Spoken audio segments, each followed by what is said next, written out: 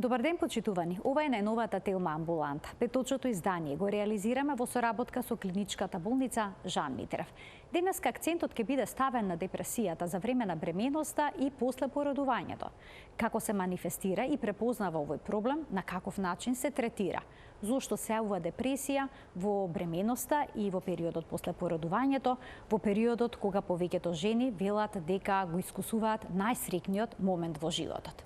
За сето ова детално од разговорот со магистар доктор Марија Костадиновска, специјалист психијатар во клиничката болница Жан Митрев. Останете на Телма, разговорот ќе го проследите веднаш по рекламите.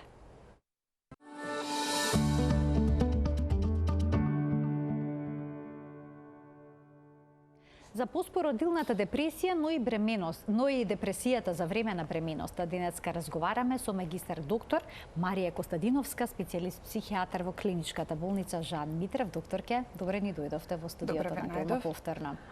Чест ми е да питам повторно со вас, да прозбориме за една многу битна тема за грижата и здравието на мајката, за незиното како телесно, така и психичко здравје, се разбира и на сите блиски во текот на бременоста, незини блиски. Жените за време на бременоста велат дека емоциите им се менуваат како ролер костер. Еден ден се среќни за она што им се случува, следниот ден несреќни, дури и ако бременоста била силно посакувана. Дали ова нормално?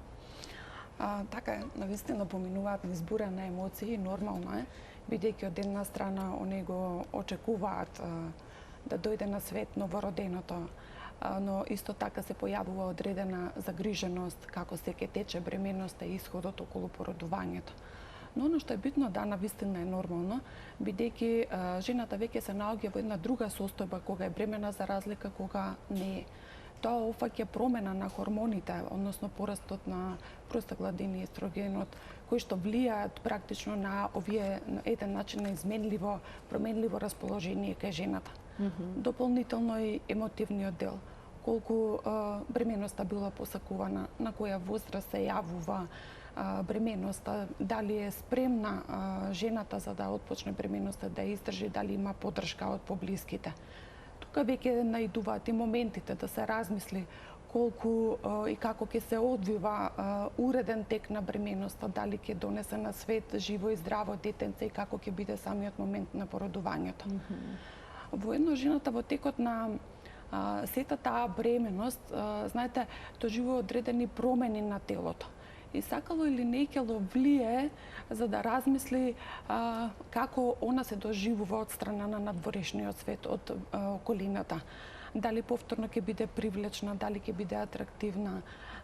И тоа е еден многу голем предуслов за повремените флуктуации во расположението и размислувањата. Значи, многу притисоци се испреплетени во овој период. Апсолутно. Истовремено, не секоја бременост е иста, некои се лесни и нормални, други се комплицирани. Доколку бременоста е покомплицирана од вообичаено, жената се соочува со големи потешкоти. Може ли да се јави депресија? Нормално ли би било да се јави депресија или не? Би се очекувало, не мора, зависи од снагите ментални на личноста. Зависи како, дали претходно имала бременост и дали донела здраво дете, дали бременоста била преку спонтано оплодување или со вештачко оплодување. Но и одредени стресни моменти кои што жената може да ги доживува во периодот на бременоста. Многу е битно и поддршката што ќе има и чувството на збринетост од блиските, за да може да се чувствува комфортна во периодот на надминување на сите премрежија кои што на ментален план, односно како загриженост се јавуваат додека е бремена. Така да се очекува дека може да се јави депресија, но и не мора, пред се во зависност од тоа колку личноста била претходно психички во добра кондиција и дали е емоционално доволно зрела, независно од возраста на години што ја има. Најдов на некој податок дека секоја четврта жена се соочува со некакви депресивни чувства во бременост. Навистина ли е токав процентот? Да, навистина. Пред се поаѓа од една обична грижа. Дали се во ред со незината бременост, дали уредно ја одржува хигиената, дали постои можност некако да го контаминира плодот, дали партнерот доволно се грижи, потоа се секира во смисол дали доволно и уредно ги остварува контролните прегледи, дали нешто е превидено. Знаете, сите тие работи некако влијаат во одржување на одредена загриженост и можност за појава на депресија во толков процент. Доколку се јави депресија, ќе влијае ли таа на плодот на се уште нероденото бебе? Знаете, зависи од повеќе фактори кога е депресијата јавена. Мајката дали е спремна да проговори, да ги соопшти проблемите со кои што се соочува. Дали наидува на разбирање од блиските.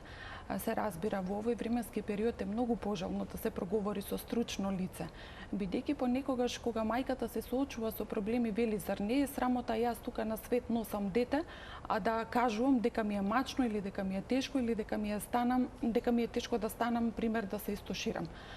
Од тие причини навистина е многу пожелно.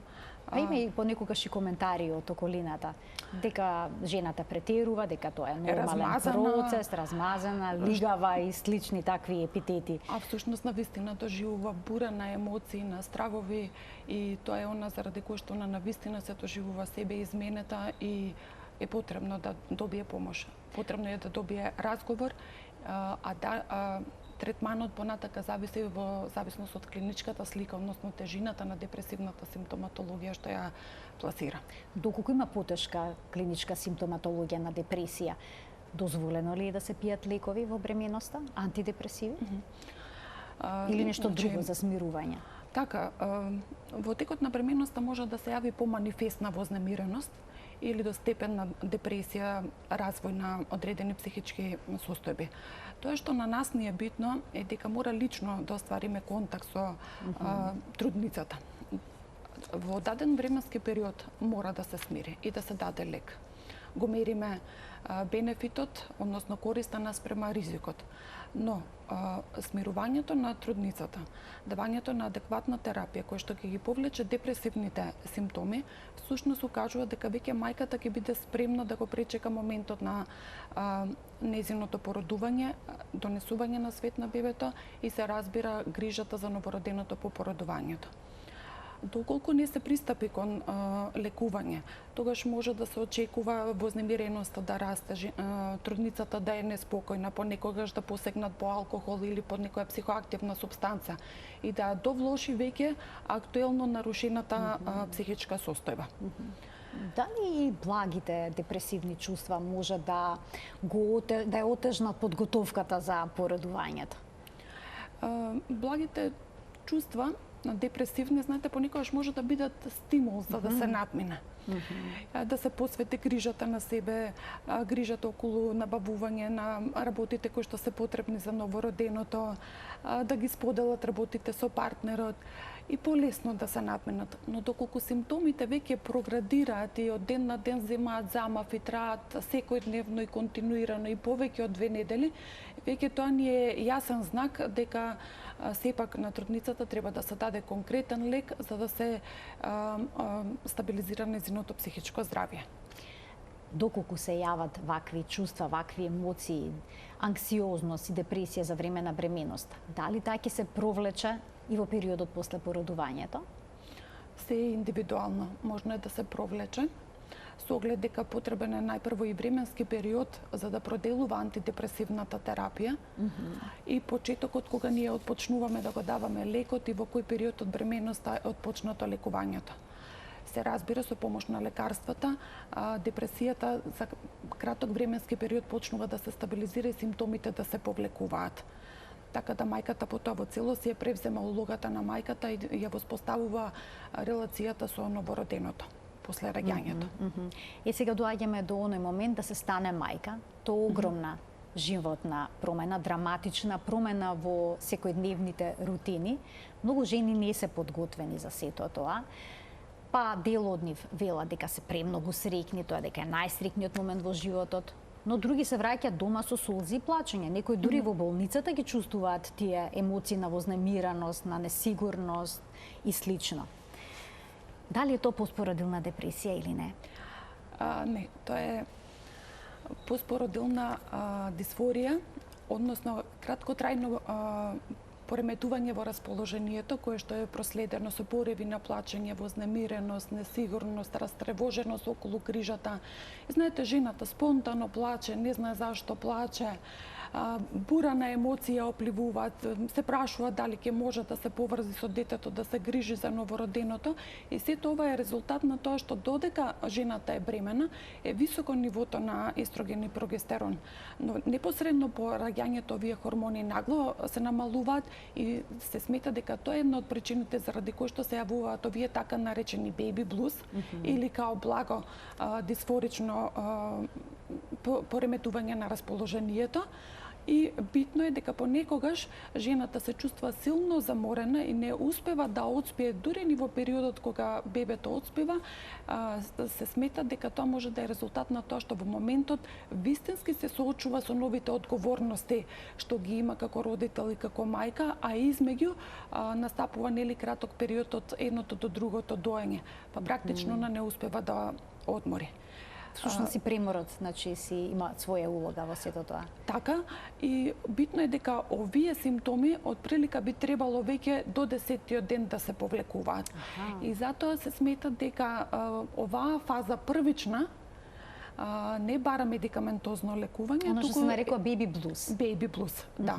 Baby blues или постпородилна дисфорија. Постпородилна дисфорија. Така. Тоа значи до 10-тиот ден би требало да се намалува како интензитет и да исчезне. Но доколку и понатаму потрае, така присутно и па дури се влошува, тогаш веќе се работи за депресија. Постпородилна депресија, апсолутно. Лесно е да се препознае разликата кога ќе ви се обрати пациент, дали се работи за baby blues или постпородилна депресија? Покрај останатото ќе имаме моменти кога себе ќе се обвинува, себе ќе се критикува, доколку станува збор за постпородилна депресија. Тежината на мислите со кои што е обземена, на себе критикување, себе невреднување, каде што не гледа излез, каде што бебето го доживува за туѓо, страф е да му пристапи, да го земе, каде што се наметнуваат одредени непријатни мисли, дека детето не го сака, дека не е пожелно, зашто ли воопшто се родило. Таквите моменти веќе укажуваат на еден манифестен, односно силен развој на постпородилна депресија, кој што бара згрижување на породената жена, бидејќи во тој момент би страдал нормалниот развој на новороденото. Обсесивни се тие мисли? Дел од мислите знаат да бидат обсесивни, односно интрузивни, наметнувачки, силни мисли, каде што практично родилката, знаете, се обидува да го има детето, да го избања, па се плаши дали ќе и падне, дали ако падне во местото, значи може да се случи и што ќе се случи ако неколку минути остане под водата, дали ако легне до него може да го загуши или не, што ако ја напушти просторијата и дали детето во тој момент ако престане да диша нема кој да му помогне. Знаете, веќе таквиот интензитет на интрузивни мисли или силно заплашувачки мисли ги велиме, се оние кои што практично ја ставаат жената во една налик на парализирана состојба, бидејќи обременета со тежината на овие мисли, каде што повторно настанува срам да ги соопшти, па се обвинува себе си како јас бебето го сака, види што ми се случува. И она престанува да му се приближува или од страв дека ќе му наштети или дека не е способна, каде што веќе се доведува во состојба да се преиспита дали она навистина е добра како родител и да биде родител и да се грижи за детето. Така искуствата покажува дека жените обично после породувањето ги кријат чувствата на анксиозност и депресија од околината, создаваат слика на среќна мајка со новороденче, повторно плашејќи се од критика на околината. Од критика, од неразбраност на околината. Знаете, потоа и на околината им е чудно како жената одеднаш се повлече, ништо не работи, ние го гледаме бебето, а до вчера беше сосема поинаква. Најверојатно тој прекор од околината, неразбраност од околината, ја тера жената во позиција да ги премолчува работите и да мисли дека сами од себе ќе поминат. Дополнително, ако она се соочува со мисли каде што, знаете, дали ќе испадне бебето, дали она ќе биде виновна ако бебето се повреди или се заболи од некоја тешка заразна болест, може, знаете, да се плаши дека ако сето ова го проговори, дека ќе дојде некој дека ќе го земи новороденото детето и дека ќе се прогласи за неспособна мајка. И на тие моменти со ние пресудни каде што не дозволуваат на жената реално да го соопшти она како тегоба низ која што поминува.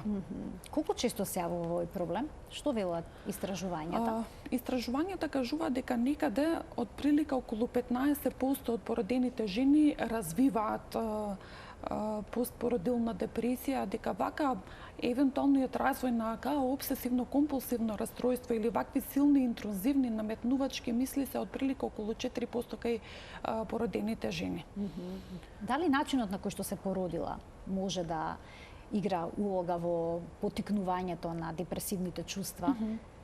Доколку е комплицирано породувањето и слично? Може да влие начинот на породувањето, колку време траело породувањето, дали измеѓу се јавиле некои компликации или може би постоел страв од влошување и кој ќе биде исходот. Исто така може да се јави депресија доколку малце бебето е пораздразливо, потешко го воспоставува процесот на доење, постојано плаче и е немирно, тогаш мајката станува загрижена, се прашува што се случува со новороденото, дали станува збор за некоја сериозна болест. Се разбира и мајката може да постане депресивна, доколку сепак на свет се донесе детенце кое што се соочува со здравствени проблеми. Тоа може исто така да биде предуслов за развој на депресија кај мајката, но и кај таткото. Кај најблиските членови воопшто на семејството. Каква улога игра доењето во развивањето на постпородилната депресија? Знаете, доењето се смета дека е најфизиолошката и најпотребната работа, нели, откако веќе ќе се случи породувањето, затоа што се смета дека се создава најемоционалниот контакт, најблиската релација помеѓу мајката и новороденото. Мајката да се запознае во нова улога, новороденото излезено од таа комфорт зона на утробата, да ја почувствува повторно топлината, близината, кога ќе заплаче повторно некој да му пристапи и да го стави на града и да се отпочне доењето.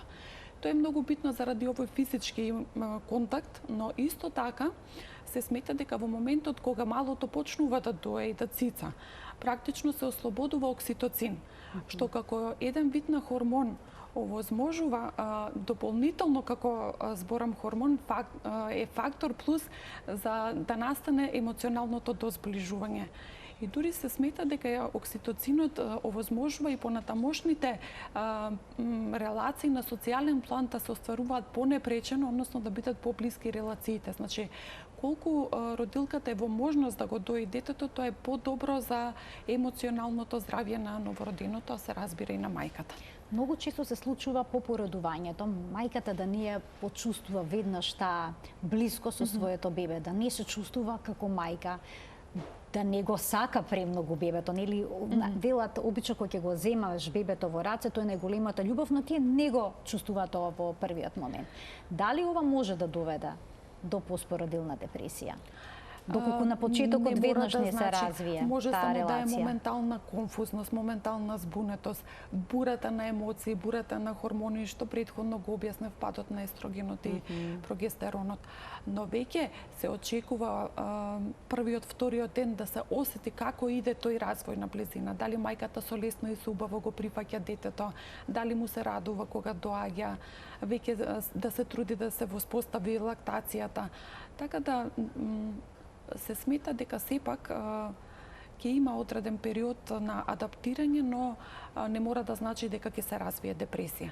Но доколку обстојува и после 10-тиот ден да мајката го чувствува страно детето, да не му се радува, да смета дека не може да му се приближи, да се прашува зашто воопшто се појавило во нејзиниот свет, да размислува и да има негативни мисли во смисол дека треба да го убие, дека не може да издржи тој притисок на ваквите наметнати чувства и да размислува за смрт или за себе повредување, повторно веќе збориме и тоа за многу потешка состојба на постпородилна депресија.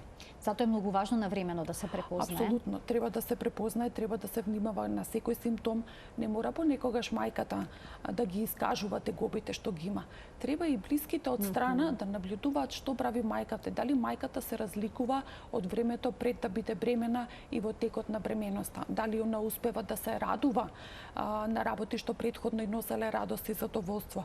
Дали е опуштена и сака да е бебето во близина или бега што понастрана да е од него. Дали успева да одспие краток временски период или постојно загрижена, нетрпелена, раздвижена. Треба исто така блиските да внимаваат дали мајката уредно се исхранува, дали внесува течности, дали успева да се грижи за себе и да одржува лична хигиена. И овие елементи укажуваат дали родилката, односно мајката, е во постпородилна депресија или не. Доколку блиските членови на семејството, партнерот или пак некој друг член од семејството забележи вакви промени, што треба да се направи? Сигурно не треба да се упати критика. Што ти е, зашто вака се однесуваш? Соземи се. Така, треба да се пристапи од позиција на доверба и на разговор. Треба да се праша со што се соочува, да се отвори разговорот, дали има некакви проблеми, дали од нешто се плаши, како може да и се најдат, како може да и помогнат. Битно е да се воспостави комуникација на близина, каде што ќе нема осуда, прекора и критика, туку напротив, да се отвори средина и расположеност за разговор. Простор каде што ќе може жената да објасни се што размислува и се што доживува. Ако она остана неразбрана од страна на околината, симптомите само ќе се влошуваат. И потоа може да се случи таа се обиде да се самоубие, не знам како тоа се случи. И кога ќе ги распрашаме фамилијата што потоа доаѓаат со мајката, всушност они мислеле дека требало повеќе да се посветат околу грижата за новороденото, дека доволно не посветиле внимание на мајката. Значи, знаете, ако мајката е во добра здравствена состојба и телесно, и психички, и емотивно, тогаш мајката ќе може да се грижи за детето и за новороденото. Ако мајката не е добра, тогаш, знаете, мора грижата и вниманието да бидат кон мајката, за да се стабилизира мајката и да се врати во позицијата мајка на новороденото. Обично сите прашуваат како е бебето, како е новороденчето, ретко кој прашува како е мајката. А всушност е обратно треба сите тоа да се обратно треба да бидат поставени прашањата и фокусот да биде сосема поинаку насочен. Сега споменавте што се треба да се направи доколку забележат блиските дека има некакви депресивни растројства кај жената. Но во кој случај од нив се очекува да иницираат стручна помош? Знаете, веќе ако мајката го напомене моментот, прво ако мајката не може да се грижи за себе, тоа е првиот индикатор. Второ е ако соопштува дека не се живее и дека не може да го издржи притисокот за грижа на новороденото и дека не е способна да му пружи љубов, дека новороденото и пречи. Ако размислува за самоубиство и да си го одземе сопствениот живот. Многу од дел од родилките кои што ја развиваат постпородилната депресија практично се соочуваат со суицидални мисли. И тука е една од индикациите непосредно на вистина да се упатат на психијатар. Секогаш треба да им кажеме дека ниту се виновни за ситуацијата што им се случува, ниту пак состојбата бира пол, возраст, време кога се појавува, но дека се тука за да се најдат и да помогнат. Мора да се пристапи од позиција на разбирање и поддршка, за да се намали чувството на вина со кое што жената се соочува. Знаете, она го има доживувањето дека е родител, дека го сакала бебето и дека му сака се најдобро во животот, му посакува. Но во даден момент кога она е надпливана од сите овие непријатни доживувања, размислувања, нагони што ја тера да посегне по себе или по детето, она практично се доведува во една состојба на парализираност и немој каде што од страна на најблиските треба да биде упатена, однесена за медицинска помош. Обично се плашат и блиските, но понекогаш и жената која што е во постпородилна депресија од лекови, од антидепресиви, додека дојат. Постои ризик? Знаете, секогаш во текот на бременоста го даваме лекот, во најмалата доза што постигнува ефект. И сме внимателни, бидејќи секогаш треба да имаме повеќе корист отколку штета. Ако во текот на бременоста не е згрижена бремената жена заради депресијата, тогаш би имале последици спрема новороденото. И од тука е пожелно да се отпочне лекувањето со антидепресивна терапија, а при тоа при породувањето да се соопшти дека се примало одреден лек за да може да се следи новороденото после раѓањето. Се смета дека кај некој од новороденчињата може да се јави слаб адаптационен синдром, кој што би значило одредена иритабилност, нервоза кај новороденото, но дека се надминува за краток временски период. Некој од литературата повикува дека тоа може да е резултат на употребата на антидепресиви од групата на ССРИ, но не сите ги поврзуваат со примениот лек. Сепак, секој стручно медицинско лице употребува доза на лек во најмалата во текот на бременоста, за да се постигне ефект на консолидирање, односно на смирување на депресивните симптоми. Секогаш е неопходен лек? Може да се реши сето ова со разговор? Понекогаш може да се помогне со психотерапија. Најчесто и во литературата се спомнува дека когнитив-бихевиоралната психотерапија помага на начин со промената на размислувањето да се промени однесувањето и обратно, преку промена на одредена форма образец на однесување да се промени начинот на размислување. Но повторно е проценка на психијатарот која е тежината на депресивните симптоми, бидејќи секоја депресија може да биде како лесна, умерена, тешка и тешка со психотични. Тогаш веќе кога станува збор за една поумерена или тешка, а да не зборам тешка со психотични симптоми, лекувањето е неминовно. Обично колку време трае постпородилната депресија? Еве доколку се јави 10-тиот ден после породувањето, колку време би требало да обично колку време трае? Кога би можело да се очекува да помине? Знаете, сметаме дека еднаш отпочнатото лекување сериозно треба да се применува година дена. А дека симптомите на депресијата од прилика би требало да се повлекуваат од првиот месец па натака. Колку време би траела депресијата зависи од тоа дали постои генетски предиспозиции за некое психичко нарушување, дали претходно постоело психичко отстапување, дали мајката е самохран родител или е во одредена партнерска релација каде што има или нема поддршка од партнерот или можеби трпи некое насилство.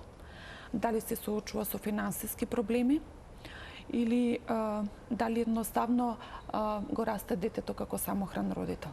Значи, дали ќе се одржува депресијата и колка временски период ќе се одржи депресијата е мултифакторијално. Условено, значи, и од факторите на обкружувањето, финансиската состојба, но и генетските предиспозиции. Се разбира и неопходна е соработка од мајката за редовно примање на лековите. Што значи за бебето мајката да има постпородилна депресија? Доколку знаете, мајката ја има оваа депресија, практично она не е во можност емотивно да се поврзе со детето. И тоа видено на долг план би значило емотивно и подоцна когнитивно страдање на новороденото и на детето, бидејќи не ќе може да ги развива нормалните фази што се очекуваат од новороденото доенчето и понатамошниот развој.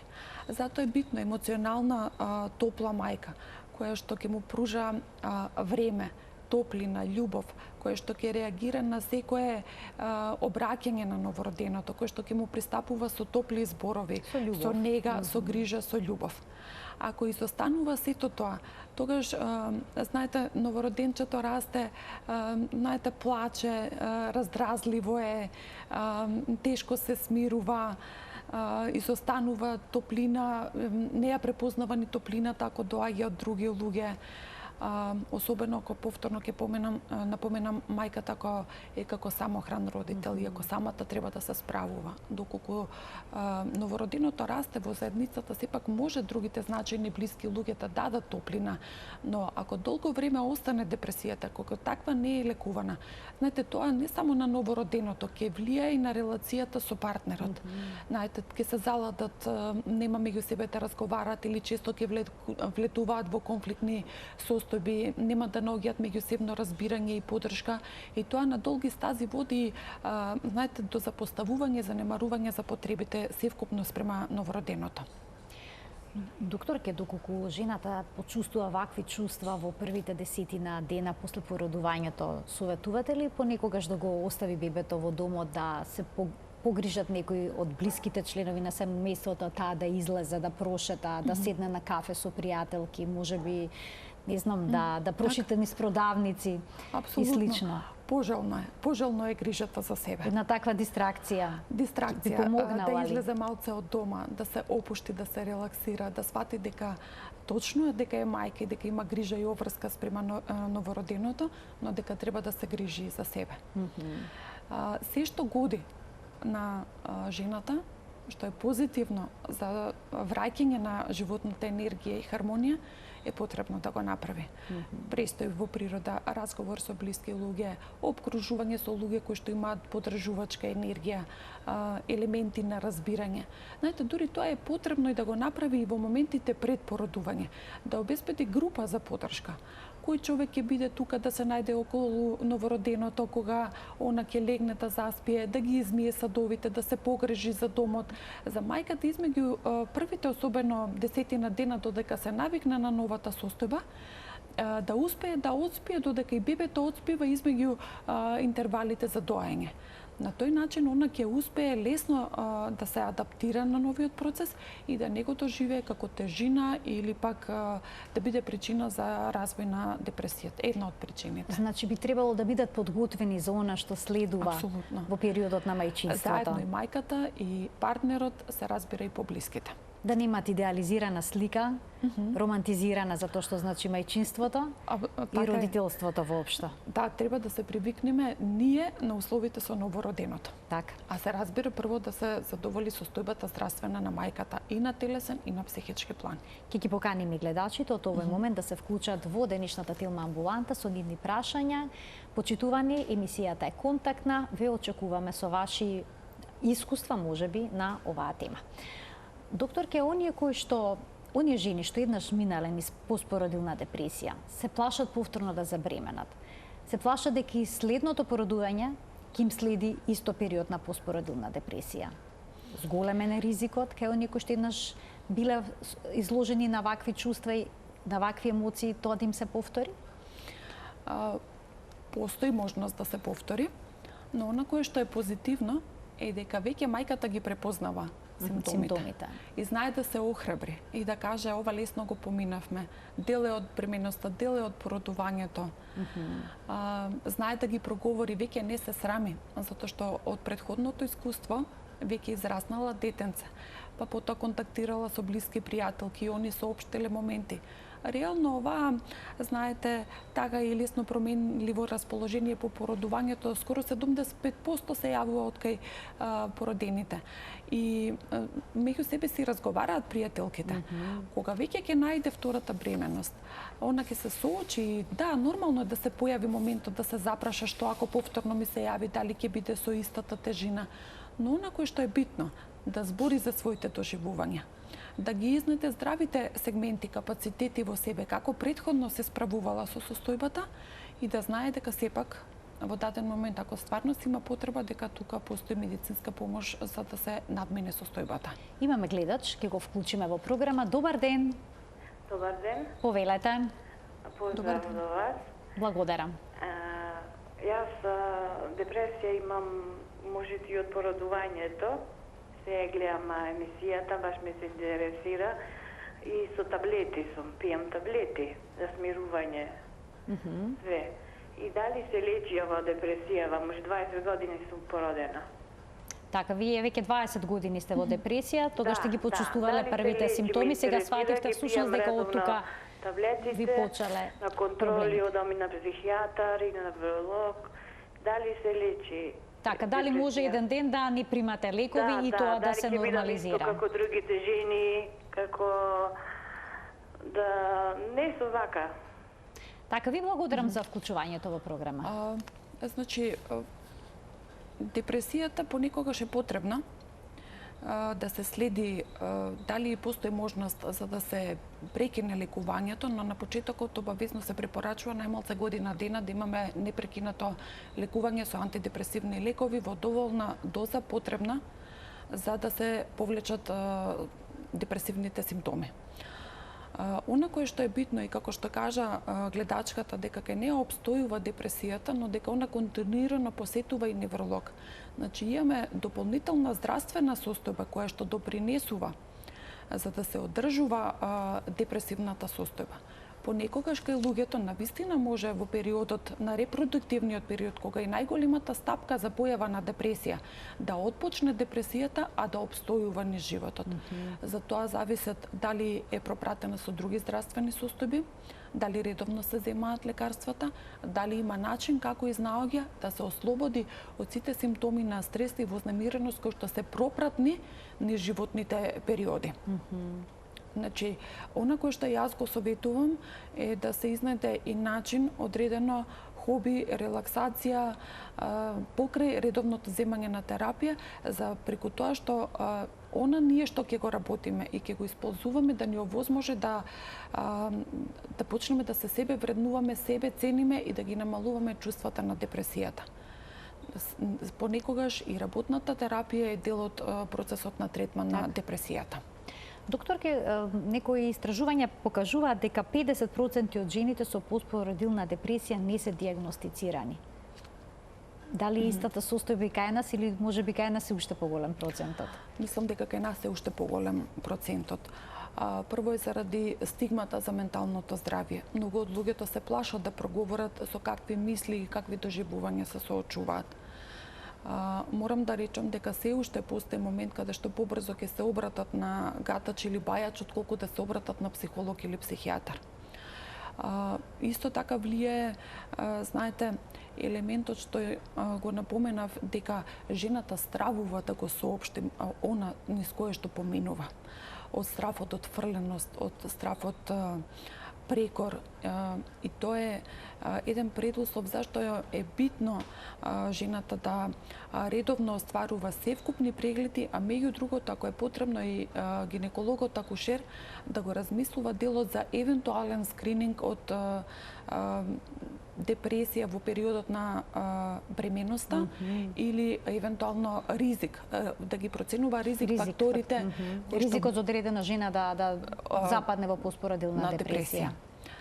Кај нас е непрепознаено од една страна, од друга страна младите веќе имаат и тенденција повеќе да живеат сами и да не се во заедница, а порано, например, полесно се препознавало кога биле повеќе члено семејство, па ќе речат, чекај, нешто со невестава не е во ред, беше темпераментна, повесела, сега се повлече, не збори, види 2-3 дена не се избање, што се случува, да однесеме на лекар, да прозбориме, ќе ја викнат мајката, незина сестрата, да ќе напрати на интерна група на поддршка. Знаете, одеднаш ќе се најде индиректното решение во смисол да се утврди што се случува, па потоа да се побара и стручна помош. Навистина, кај нас сметам дека поретко се проговорува за состојбата и самата бремена жена, знаете, повеќе чита на интернет, се преплашува од идеите што може да се случи, се заплашува до степен нереален, а поретко се решава да побара помошта. Значи, доколку жената почувствува вакви емоции, треба гласно да ги каже, да ги соопшти, но доколку побара помош, кому да се обрати? Дали на психијатар или пак на психолог? Дали е тоа сега важно? Видите, битно е да побара стручна помош. Може и прво да се обрати на психолог. Битно е да се ослободи да проговори и да се утврди со кој степен на депресивни мисли се соочува. Колкав е степенот на преиспитување себе, обвинување себе, критикување, дали имаме развој на суицидални размислувања, веќе ако е породена, ако негото живува бебето блиско, ако е страв да му пристапи или го смета дека е непотребно и непожелно, ако чести се размислувањата за смртта. Значи, тие се индикаторите каде што жената мора да побара стручна помош, но битно е и да биде охрабрена од најблиските да почне да збори. А се случува ли и мажот исто така да почувствува симптоми на депресија во овој период? Се случува и мажот да почувствува проблеми, а се случува понекогаш и родителите кои што посвојуваат дете или се сурогат родители да доживеат постпородилна, односно депресија после добивањето на детето. Тоа е како резултат на серијата на исто така хормонални превирања, емоционални доживувања, реакцијата на околината, прашањето како ќе може да го обстојат и издржат на финансиски план, доаѓањето на членот на фамилијата, како до сега членовите од фамилијата ќе го прифатат новороденото и слично. Така да развојот на депресија, по доаѓањето на новороденото во домот се очекува кај сите кои што се вклучени во неговото. Грижата, негата на новиот член на семејството, кој што носи, како што веќе споменавме, многу големи промени во секојдневната рутина. Моето последно прашање во денешната емисија е колку често ви се обраќаат за овој проблем? Значи, околу 10% од прегледите се јавуваат кај жените кои што се во тек на бременост и кои што доаѓаат сепак на вистина да се консултираат дали е нормално да имаат одредена загриженост додека се бремени и дали, особено што дел од нив и на вистина ги читаат преку интернет симптомите, сакаат и се интересираат да прашаат дали на вистина нивните симптоми попримаат карактер на обсесивно-компулсивно расстройство во текот на бременоста. Почесто се случува жените да се јават и да бидат доведени од член од фамилија кој што ќе каже не го гледа бебето, и мајката и свекрвата помагаат, друга ми е жената. А жената свесна е за овој проблем или се случува да не е свесна? Свесна е, тука е, сака да си помогне, спремни се дали амбулански, дали евентуално ќе прашат доктор како треба и болнички, само помагајте, спас да се најде. Така да најчесто да се јавуваат во периодот после породувањето, кога значително приметуваат, особено околу првиот месец дена, дека мајката не ја превзема улогата на мајка и не се зближува со малото. А може ли да се јави постпородилна депресија, да речеме 6 месеци или па година дена после породувањето? Може, и тоа е дел од нашата пракса, каде што на почетокот имало блага симптоматологија, но потоа во текот на првата година се случиле сериозни стресни моменти кои што ја довеле жената да се најде во еден момент на депресивна состојба. И дури знаете имало моменти кога сме отпочнувале со терапија и ќе се вратат по месец-два од контролниот преглед и знаат да кажат како порано не дојдов. Знаете ли колку време пропуштив за да не се грижам за малото? Сега дури сакам да го вратам времето да го вратам или да го продолжам породилното боледување за да може да бидам дел од растот и грижата и вниманието спрема малото. Така да мило ми е што можеме да помогнеме, само ги охрабрува мајките што поскоро да бидат спремни да се соочат со мислите со кои што преживуваат, особено ако траат повеќе од 10 дена, од 2 недели, да се охрабрат да дојдат за разговор. Не секогаш е потребна терапија. Понекогаш и разговорот и опуштањето во една срдечна средина им помага да изнајдат механизми за да се справат со состојбата. Пред самиот крај на емисијата добив знак дека сака да се вклучи уште еден гледач. Добар ден! Добар ден за гледачот кој што очекува да постави прашање во денешната Телма амбуланта. Добар ден. Ве слушаме, повелете.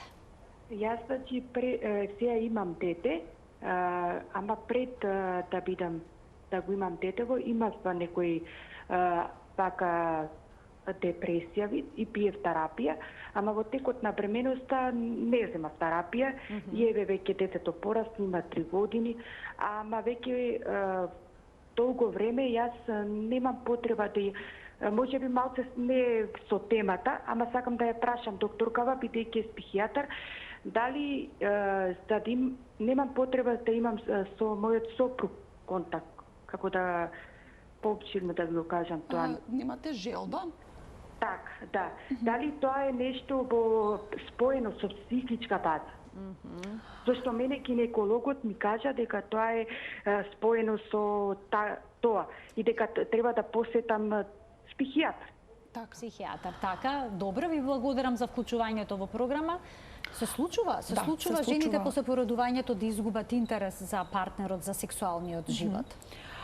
Често тоа се случува е дел и еден од елементите на депресијата, кога се намалува желбата за сексуални односи и се смета дека покрај тоа што, например, се нарушува сонот и исхраната, дека и губењето на сексуалниот нагон и сексуалната желба е еден од елементите на депресија. Така да, можеби, гледателката ги нема истите симптоми што ги имала 3 години пред да остане бремена, но дека се уште можеби се навраќа во некоја форма, некоја анксиозно или анксиозно-депресивна состојба, заради што кај неа е намалена желбата за интимно дружење со партнерот.